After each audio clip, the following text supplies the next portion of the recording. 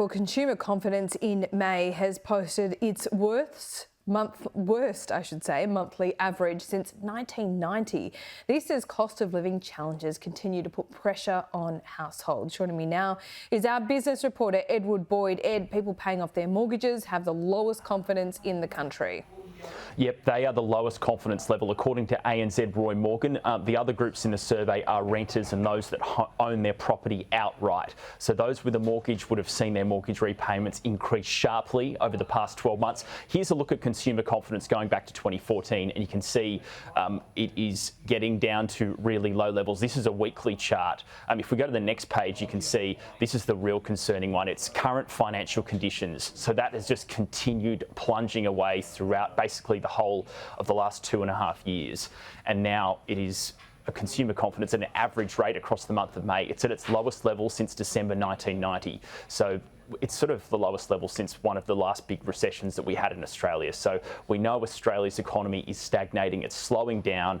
Homeowners, people paying off their mortgage are now getting really concerned with the rising level of interest rates. Will the Reserve Bank lift rates again? Well, we're actually going to hear from the Governor of the RBA tomorrow when he appears before the Senate committee in Canberra, and he may give a bit of a guidance around where the cash rate's sitting at 3.85% and whether we're finally getting to the top of that cash rate cycle, or whether there's a little bit more room to go with the cash rate and whether the RBA needs to keep putting more brakes on our economy, Laura. Yeah, OK, Treasury today, the RBA Governor tomorrow. The local market had its best day in 7 weeks yesterday, but the rally is expected to come to an end, has it?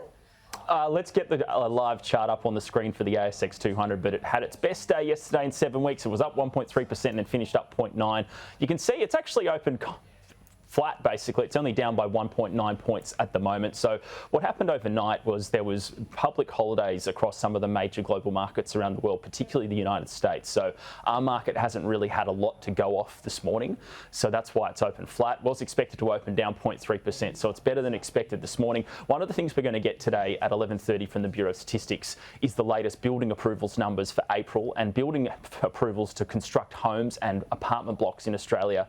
Last month, they were at their lowest level in more than a decade, and they're expected to continue to fall around those really low levels. So one of the problems we've got, as we've seen property prices rise, is a lack of housing, not enough properties being built in Australia, particularly with all the migrants coming to the country. So these building approvals are probably going to show a continued fall in construction in Australia, which is not good news when we have so many more people coming to Australia and our population increasing to about 28 million over the next 3 or 4 years, Laura. Yeah, we're going to speak to Rose Jackson about this in just a moment. Ed, thanks so much.